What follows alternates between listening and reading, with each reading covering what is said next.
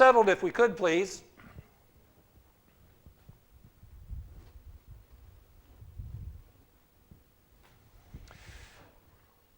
Andrew, come on up here if you would.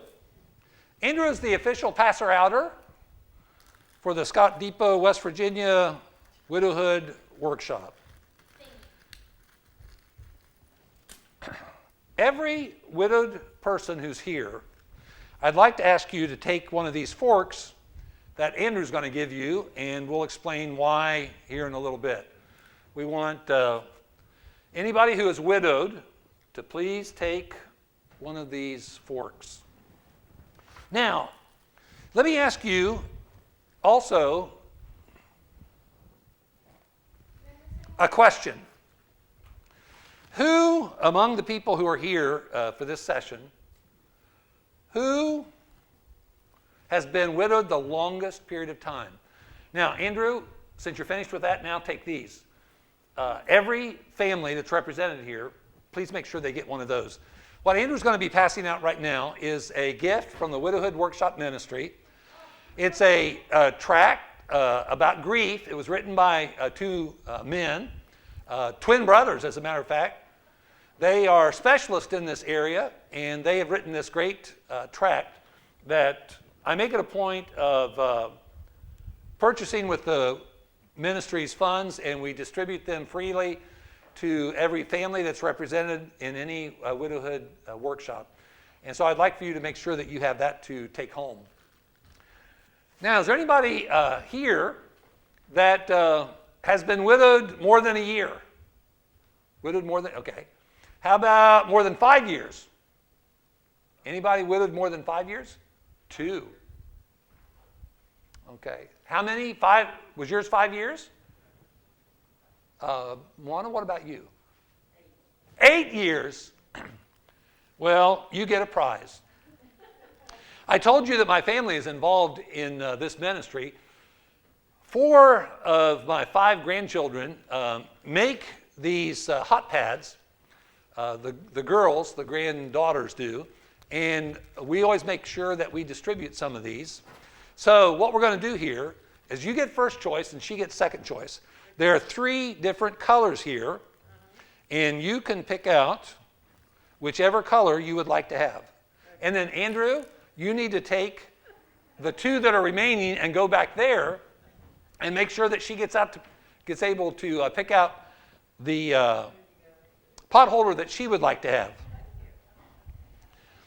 Isn't it nice to know that there are some kids who are 13 years and younger, young kids, girls, who care about the widowed to the point that they make those so that we can give those out.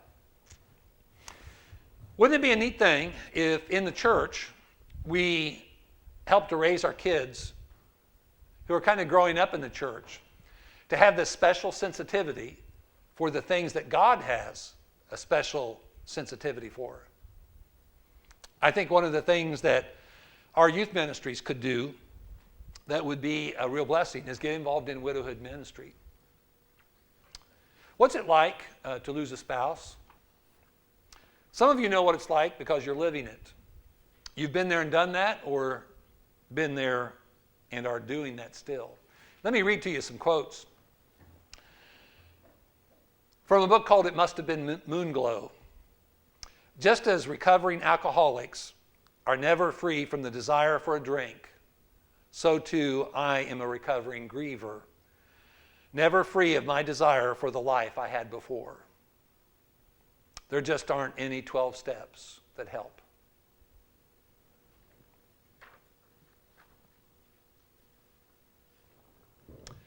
Kathy down in Florida texted me on April 14th of 2020.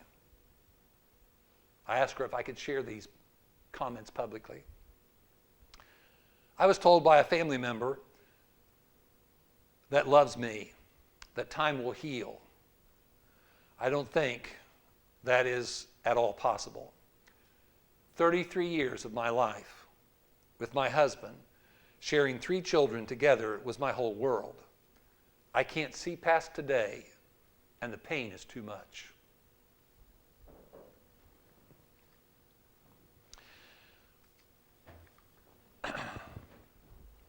Marcy was married to a missionary. They did missionary work in East Africa for years. She now works at the Brown Trail School of Preaching in Texas. She said, I know I have to do my best each day, but it is hard at times. I never dreamed it would be this difficult. Jackie in Arkansas told me, she said, after her loss, she said, I wasn't a person anymore. Couples turned their backs on me. One author from the books back there on the table said, the greatest fear I had during the earliest stages of my grief was that I was going crazy. I was losing all control over my thoughts and that I might make decisions harming me, my family, my friends. That included suicidal thoughts. In the book Confessions of a Mediocre Widow, the author said this, during the first year, it seemed like I was in a constant state of emotional agony. I would sit with a photo album in my lap and flip through the pages with pictures of a man I couldn't believe was actually gone. One lady wrote this way, after 10 years of being a widow, in many ways I've gotten used to taking this ride alone. It's the little things that I know I will never get used to. Having to empty the dishwasher, no one to share a goodnight kiss, or take my arm when crossing the street still remind me daily that I still miss Lane and will never get used to the loneliness I feel all the time. A lady who wrote a book called Widow's Might said this, if I could have one positive thing come from Dale's death, it would be the ability to explain in words the utter, overwhelming sadness of the loss. One of the primary differences between the death of your spouse and the loss of anyone else is that you have a level of physical intimacy with your spouse that you just don't have with other people. That, combined with the sheer amount of time you spent together, heightens the loss. Until you live it, she said, I'm not sure you can totally wrap your thoughts around the crushing magnitude of losing a beloved spouse. Even as a strong woman with a powerful faith walk, a wonderful family, and a large support group, I was brought to my knees by Dale's death. I've totally changed how I think about life, marriage, and myself. Whatever happens in my future, I will never be the same.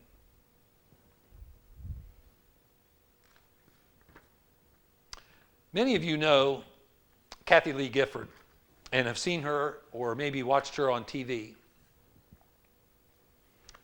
Here's what it says in an article in a Tennessean newspaper, a quote of hers. She said, I moved here. She moved from the New York area to Franklin, Tennessee. She said, I moved here because I was dying of loneliness.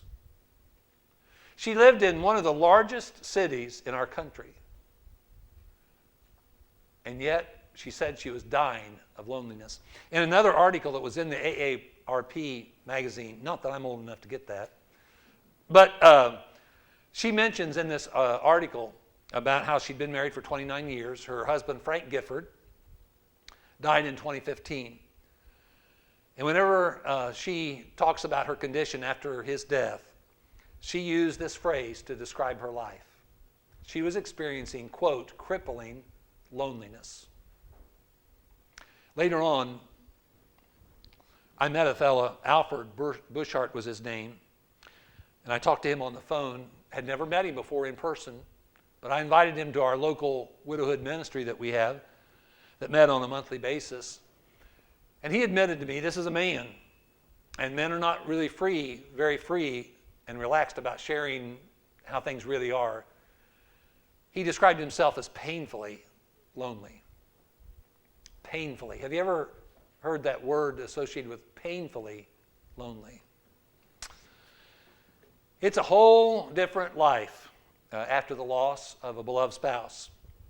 Let's talk a little bit about this experience.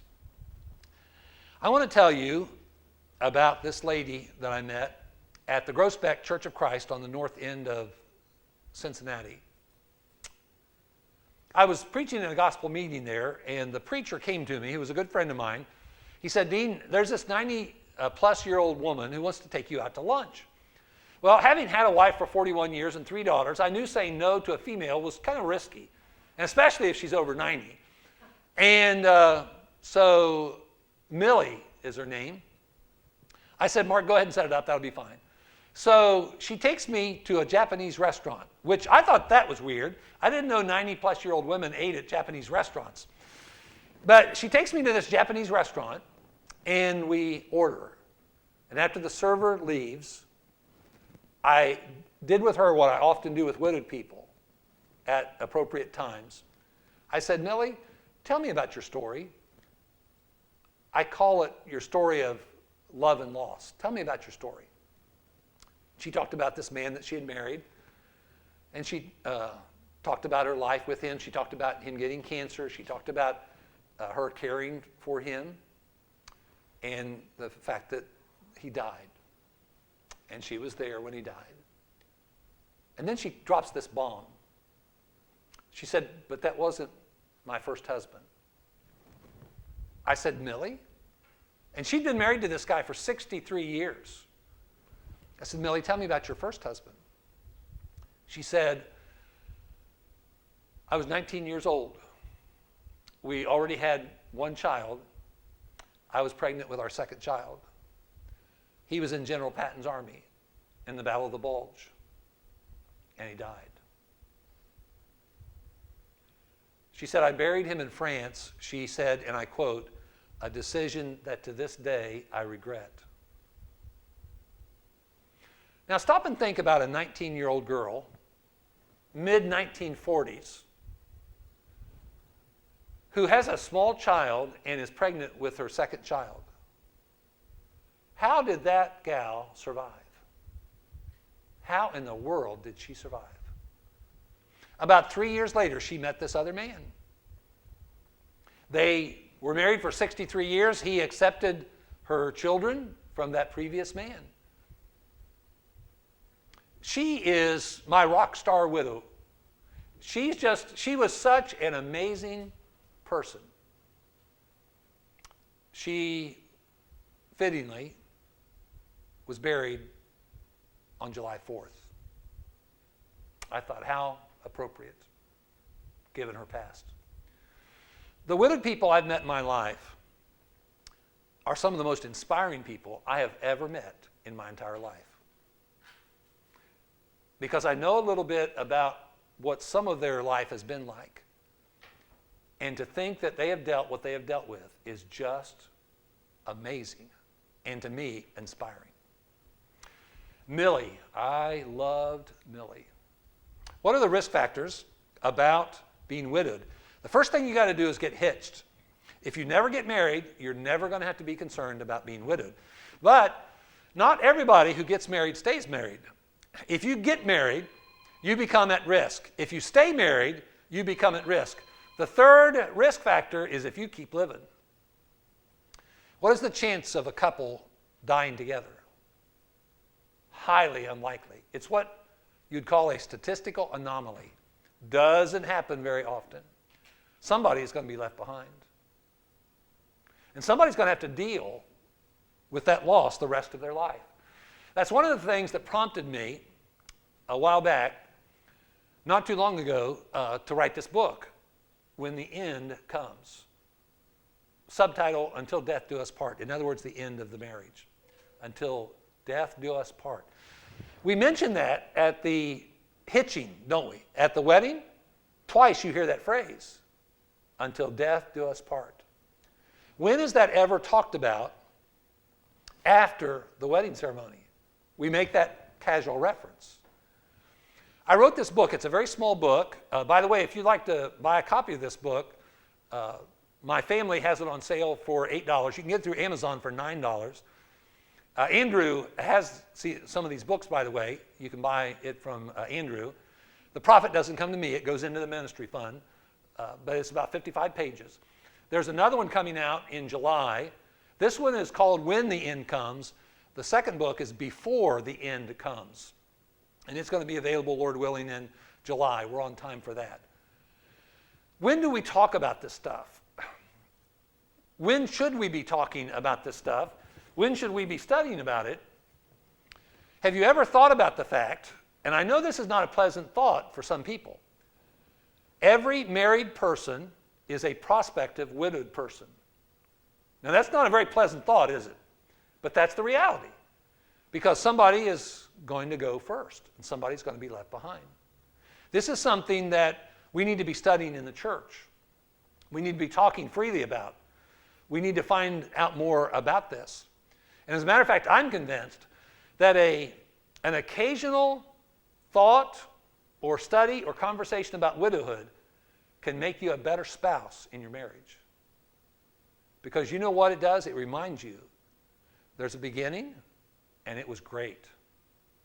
There's also an end. Everything in this life has a beginning and an end. If we keep the end in mind, we're going to do a whole lot better before we get to the end. Well, things commonly associated with widowhood. I was in Medina, Ohio. I think it was the second workshop I ever did. Sitting back there about halfway back, Denny Hickerson, who I had in camp at Lisbon, Ohio for many years when he was a teenager. When I opened this question up, he raised his hand, and I said, give me a word or phrase that you commonly associate with widowhood. He raised his hand, and he said, old. I said, Denny, you're right. That is something we commonly associate with widowhood, but not all widowed people are old. There are young widowed people. But that is something that we commonly associate with widowhood. That's something you experience when you're old. Well, give me another word or a phrase that you would associate with widowhood. Andrew? Why? Why? The question? Okay. Yeah, there's a real troubling issue there because you wonder why. Why not me? You know, why him or why her? How about something else you'd associate with widowhood? Loneliness, that's almost always the first thing that's mentioned, loneliness. It is a very unique loneliness. When my mother-in-law passed away, and I had a chance to speak at her funeral, one of the things that I said to her children and her grandchildren, I said, and I called her Mama Bear, I said, do you know, none of us know about the deafening silence in Mama Bear's house at night, especially in the wintertime when it gets dark early. She was widowed for about 12 years before she died. Give me another word or phrase that you would associate with widowhood. Silence. Silence. One of the problems I have with my voice now, because I'm not preaching every Sunday like a normal preacher, if there is such a beast, is I don't have anybody to talk to at home, so I don't use my voice as much. And right now my voice is getting raspy. I'll be lucky to get through the session after lunch. Silence. As a matter, I know women people who, when they get up, they turn on the radio, they leave the television on all day long because at least they'd like to hear the silence. Is hard on them, so they want to hear something. So they leave something on. How about something else that you would associate with widowhood?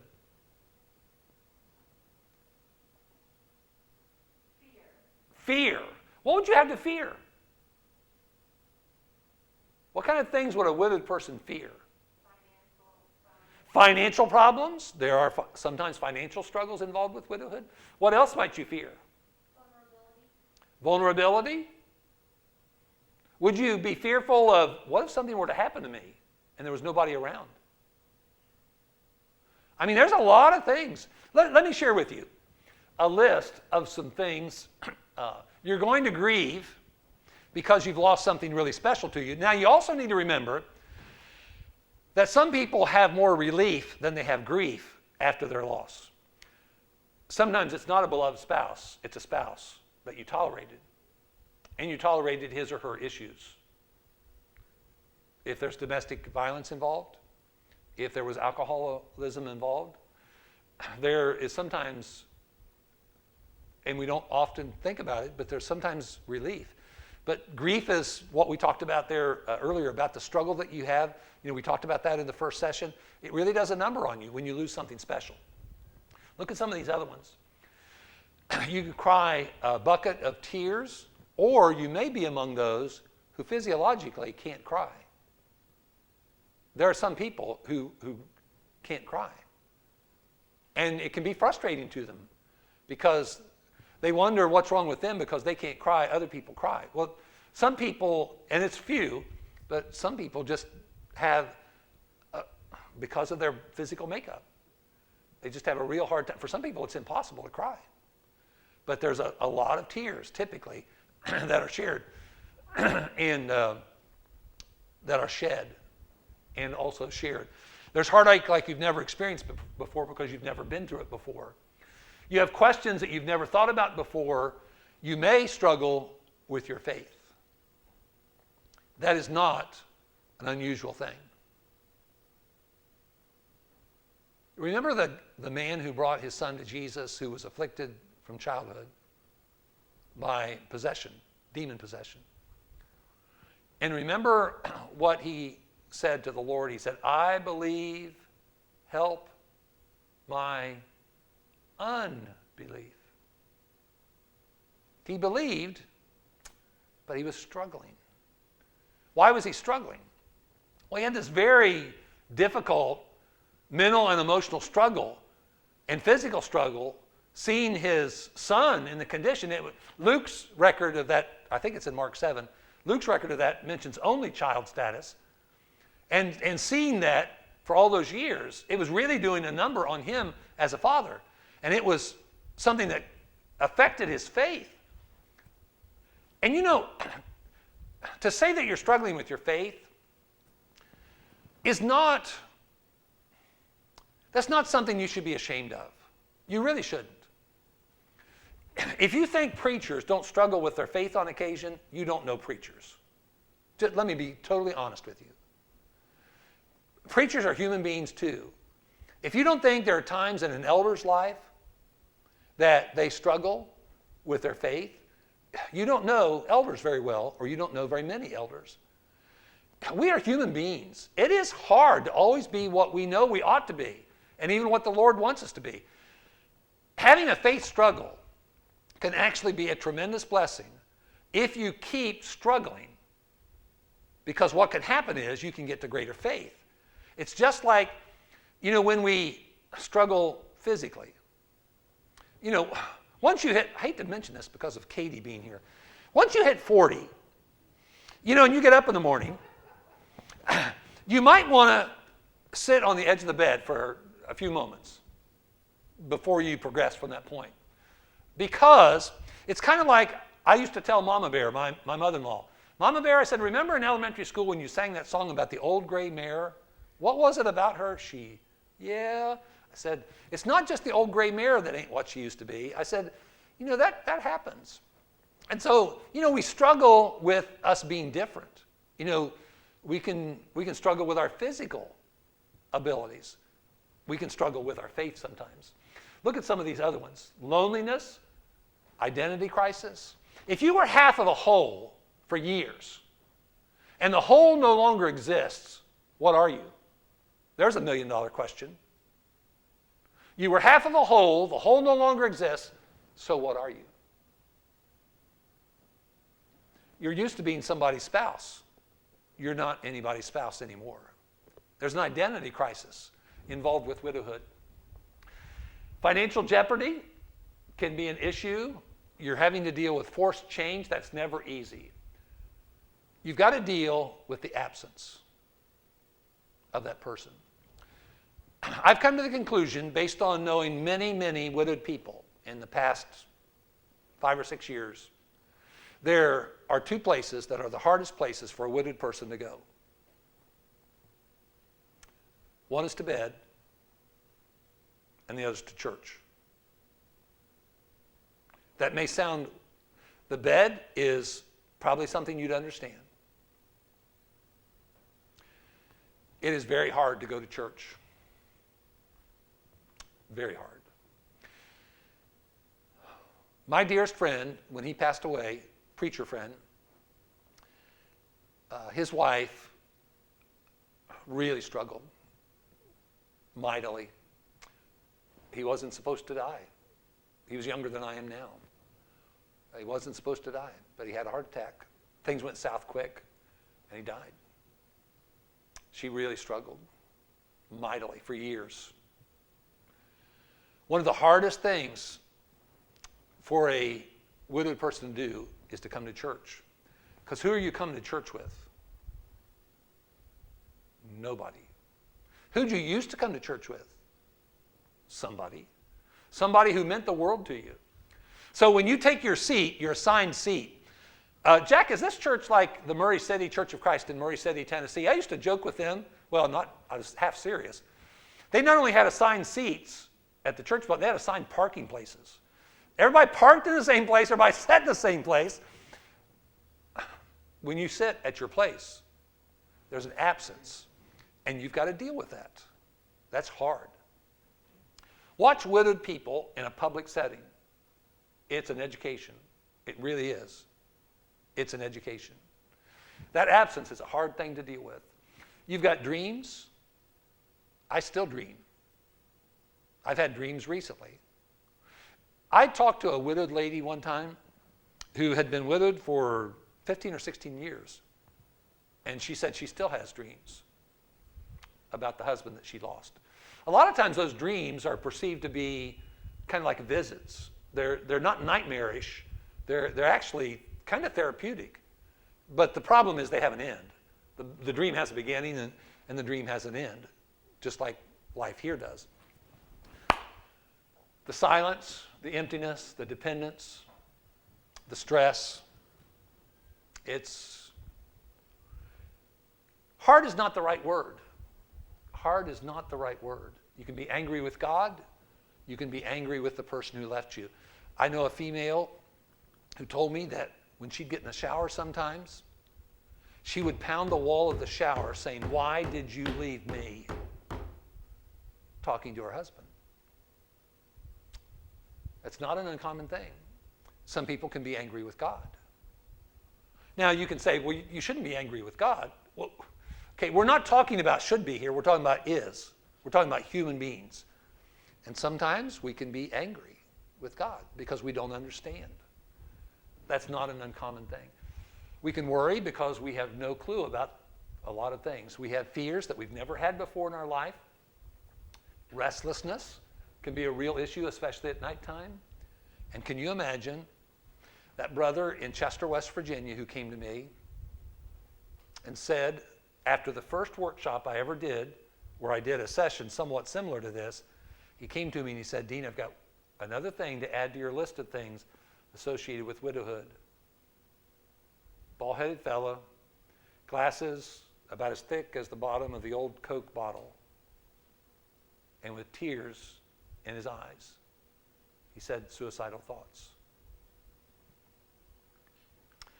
Yeah, it does a number on you. It really messes with your head and your heart. And it is a tremendous struggle. Early on especially, it is a tremendous struggle. It's amazing that some of us have survived. It really is. And my encouragement to widowed people, especially recently widowed people, is don't even use the word cope. Don't even think about coping. One key word, survive. That's all you got to do, survive. Just keep breathing. Just keep breathing. That's all you have to do. When you are shocked by the loss of your spouse, whether it's from a long-term illness or an immediate death, it is such a blow that all we can do as human beings is, if you can imagine your life being like a car and you're on a journey, just pull over to the side of the road, put it in park,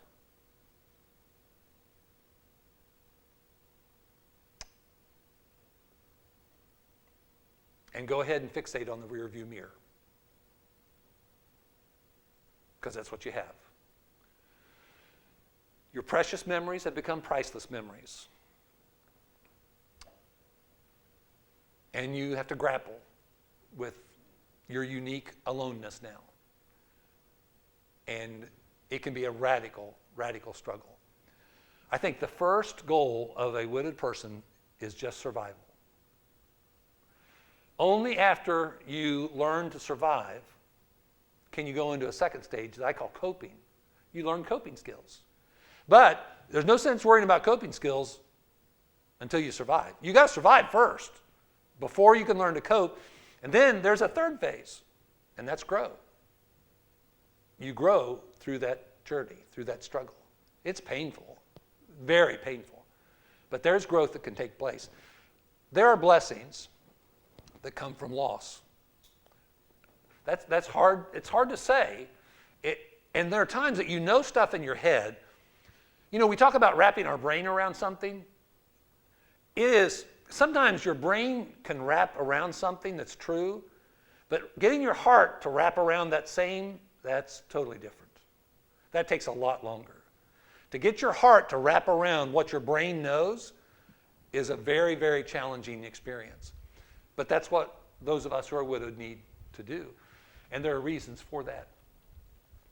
Why is the widowhood journey such a difficult experience? Well, name me one other relationship in the Bible, any, that's identified like marriage. There's that unique phrase. 2 words. One flesh. It's the only human relationship described in the Bible like that. And when you lose that one flesh relationship, whether by death or divorce, if it's a divorce you didn't want, and we need to recognize the grief involved in that. That's complicated. It can be as complicated. In some cases, that grief of loss of spouse by divorce can be more complicated than widowhood. What you've lost is a very unique relationship. I get on the internet every once in a while, and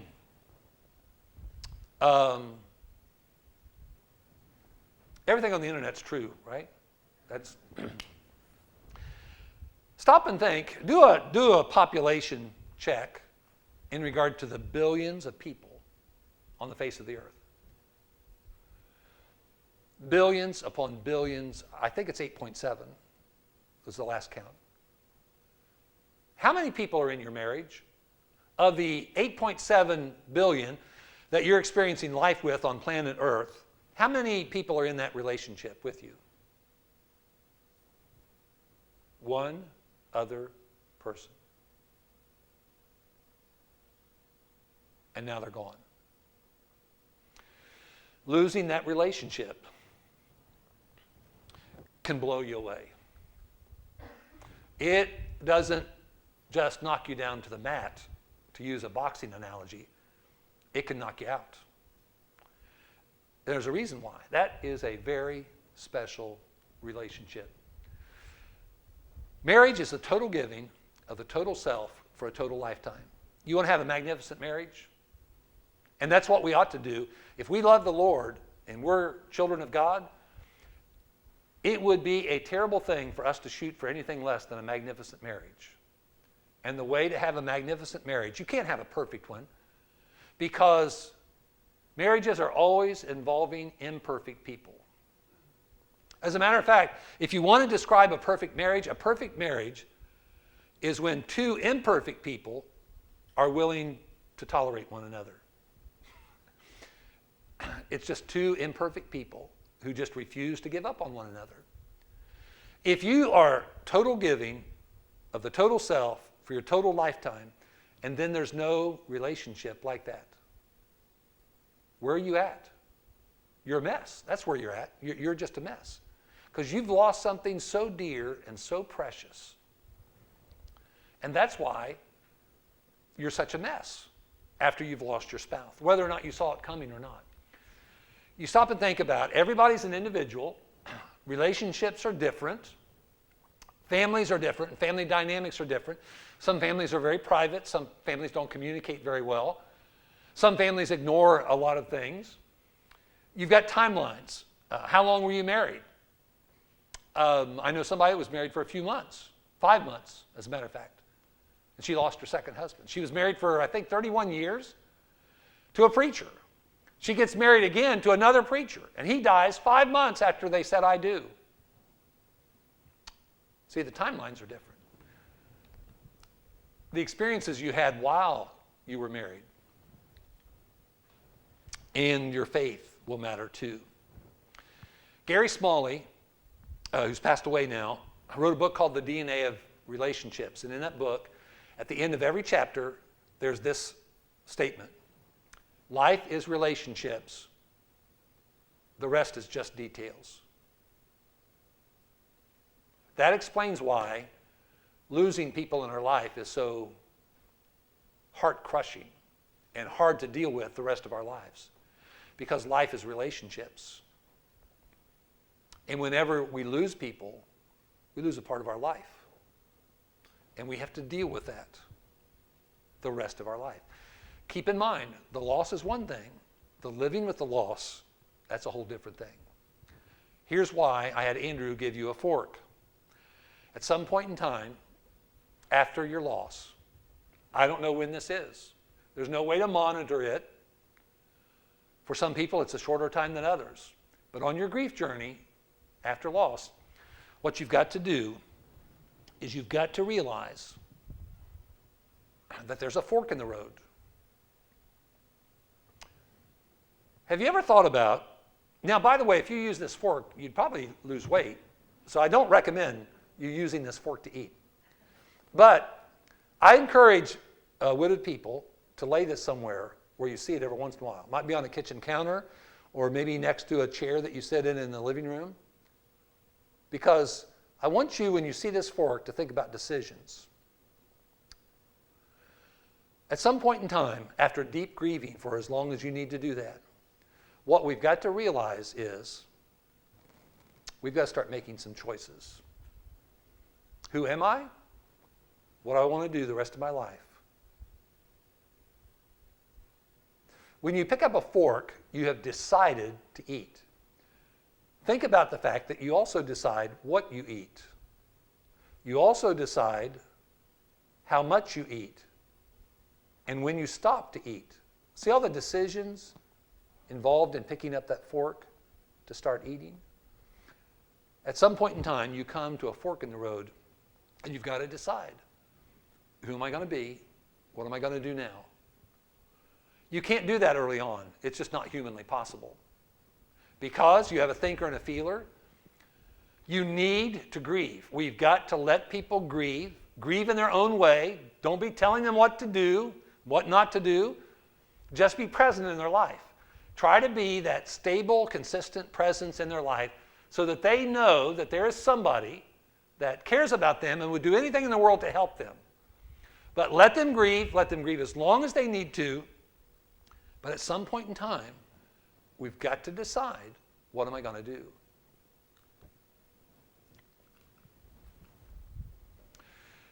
In regard to the marriage, you're released, and the other word is free, used in the Bible in regard to this relationship.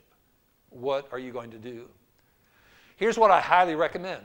The best advice is to commit yourself more fully than you ever have before to your relationship with the Lord. In 1 Corinthians chapter 7, there is this text beginning at verse 32. But I want you to be without care. He who is unmarried cares about the things of the Lord, how he may please the Lord. But he who is married cares about the things of the world and how he may please his wife. There is a difference between a wife and a virgin. The unmarried woman cares about the things of the Lord, that she may be holy both in body and spirit. But she who is married cares about the things of the world, how she may please her husband. And notice he's not saying that critically. He's just saying, look, when you get married, you assume responsibility. And those responsibilities, you have to address those responsibilities and do that to the glory of God. One way you glorify God in your marriage is by embracing those responsibilities. However, some of those responsibilities are tied to money and things They're necessary, but they can become very distracting in regard to your relationship with the Lord. Let me tell you about something I passionately prayed about after my wife passed away. I prayed that the Lord, and I did this often with tears in my eyes. There are two things that brought tears to my eyes frequently in those first several months. One was when I tried to verbalize my gratitude to the Lord for the 41 years I had a wonderful wife. I couldn't get the words out. I broke down every single time and time again. I just had a really hard time talking to the Lord about that. I felt it, and I'm glad that He can listen to the heart and read the mind. A second thing I prayed about is that the Lord would help me to more fully, in an undistracted fashion, commit myself to my relationship with Him, even to the degree that I could become content with my widowhood before I ever would think about the right and the opportunity I might have to marry again. Because what happens, and we'll talk about this briefly in that last session. By the way, the last session is shorter. I'll not warn you about that. I'll tell you about that to encourage you. But it's very complicated, life after loss. When you know you have the right to marry, sometimes people marry too quickly, and they self-medicate their grief by getting married again, because if I love being a wife, then what I need to do is be a wife again. If I'm a wife again, then I'm going to feel really good. And not necessarily. As a matter of fact, that might really complicate your life. And you may grieve the fact that you're not widowed anymore, that you're married, and you made a mistake. This undistracted nature, not having the responsibilities that go with the marriage relationship, gives us an opportunity to really pour ourselves into our relationship with the Lord, which is where we get our best help, right? Our best help comes from the Lord. That last verse of Isaiah chapter 40, what we need to do is exchange our strength, which is nothing but pitiful weakness, for His strength to help us to be able to endure every day and every experience in our life. But we need to really devote ourselves to that. And not having the marital responsibilities gives us that opportunity more so than when we were married. We're more available, we're more flexible, and we have experience that really makes us capable of serving the Lord in ways now that we've never done before. You know, the best people to help widowed people are widowed people. The best people to help an alcoholic is a recovering alcoholic. The best people to help a parent who's struggling with an incorrigible delinquent is another parent who's been there and done that. Now, we don't have to be widowed to minister to the widowed effectively. But what we who are widowed ought to do is commit ourselves to compassionately seeking to help other people. And you know what comes from us seeking to help other people? You know, in our giving, what often happens? We're more blessed. It's more blessed to give, right, than it is to receive. We sometimes end up in our giving receiving great therapeutic value in helping other people who are widowed. And that's why I challenge churches to start local ongoing widowhood ministries. And what we need to accept as widowed people is we have this gift that we didn't want, that life gifted us.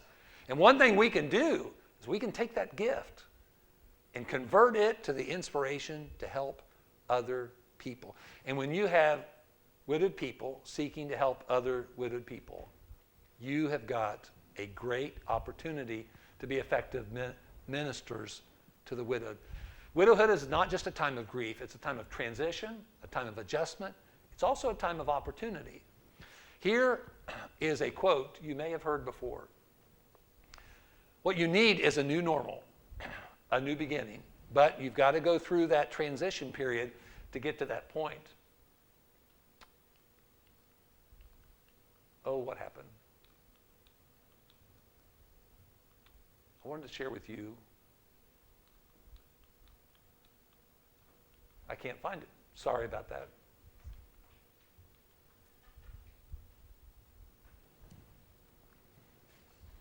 Helen Keller said, when one door of opportunity closes, have you ever heard this quote? When one door of opportunity closes, what did she say? Another opportunity, another door can be opened. But if we're so consumed by looking at the closed door, we'll never see when God opens the other door. Initially, all you can do is stare at the closed door. That's just human.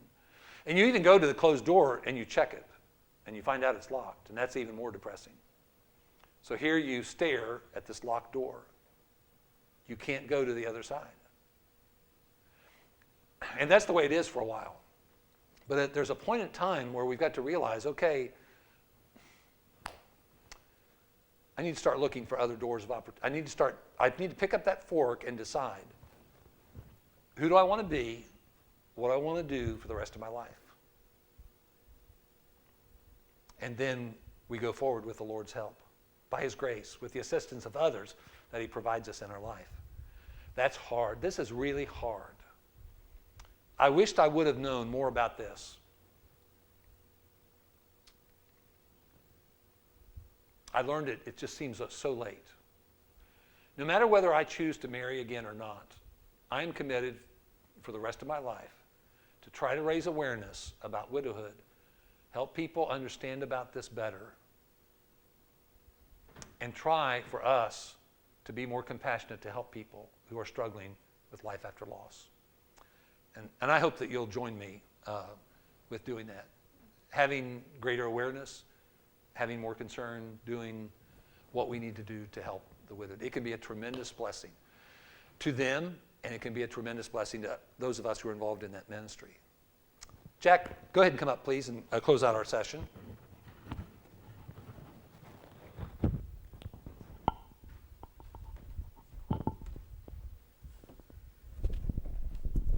Well, we want to thank Dean.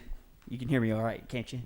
We want to thank Dean for all the information he shared with us this morning. And I told him I've heard parts of these presentations, whether watching another video or hearing him talk at other times. This is the first time I'm getting to hear the whole presentation, and it's been a blessing to me, and I hope it's been a blessing to you. So here's what's going to happen now. When I stop talking, which I promise will not be very long from now, we're going to take about a 45-minute lunch break. So for those of you who are watching online, we do have one more session this afternoon, and it will start 45 minutes after I stop talking. So if you can stay around and participate in that, we'd sure appreciate it. Tomorrow morning, Dean is going to present our lesson during worship, and we're looking forward to hear him preach then also. And that will be at 10 o'clock, and again, we will stream that online for anybody that wants to watch that then. And here's one other thing I want to mention. The reason the Pine Grove congregation wanted to host Dean to do this is we do want to start a widowhood ministry for our community. So some of you are here from our congregation. We're gonna be trying to minister to you, so you can inform us what we can do. For those who may be watching or attending that aren't from our congregation, let us have some way to contact you for when we start this up, so you know you are welcome to come back and participate in that. Just let us have some way to just know where you are, so we can serve you and invite you to participate in a more permanent ministry that extends beyond one weekend like we're doing this weekend. I'll mention Dean is on Facebook, and you can find him there and friend him, maybe send him a message, say, I was at the Pine Grove workshop, and just let him know then, and he can continue to share information with you about his ministry, and you can just ignore all that dirty Ohio State stuff that you'll see posted on there too. As brothers in Christ, we have to forgive one another. So, find him on there. Again, his book is available in back, and we will also anticipate your next book to come out too.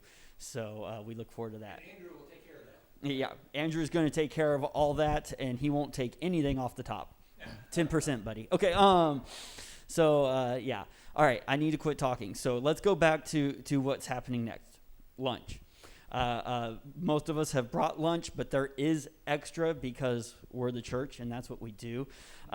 In fact, there is going to be dessert provided for everybody. We have more coffee. So if you're here, I know most of us brought our own lunch, but there's also plenty if you didn't bring that we can share because, again, we're the church. That's what we do. So please stay for lunch, and we will make sure you find food because there's probably more than enough, if judging from what I saw come in earlier. So, Zach, can we count the top of the hour then? We can start at the top. We want to start at 1 o'clock? Yeah. All right. So we'll start our next session at 1 o'clock. That goes for streaming. It'll last about 40 minutes. And it's going to, he promises you'll be out in 40 I didn't minutes. say promise. Oh, okay. About 40 minutes. It'll be about a But it's 40-minute very session. important. So, all right. I'm going to go ahead and close right now with prayer, and then we'll dismiss to the next thing. Let's pray. Father in heaven, we again come before you, so grateful for what's happening today. We are grateful to gather this information so that we can serve one another better, so that we can serve our community better, so we can reach out to those who are experiencing loss, especially the loss of their spouses. We do pray that you guide us as we try to serve them. And we also pray that you guide us as we also prepare ourselves for facing our own grief in our life. We just pray that we can open ourselves up to leaning on the church, to leaning on the organism you gave us so that we can grow closer to you through that, even when we are experiencing the frailty and sufferings of this life. We do also pray that you be with us right now. We pray that you bless this food we're about to eat. We pray that we'll be able to enjoy fellowship also as we do try to encourage one another. And we just pray that we can go out into the world and find the ones who are hurting in this community and help them. And let us to not only have the opportunity to help them, but also to know how to when we meet it. We just pray again for your guidance in all that we do. And it's in Jesus' name we pray these things.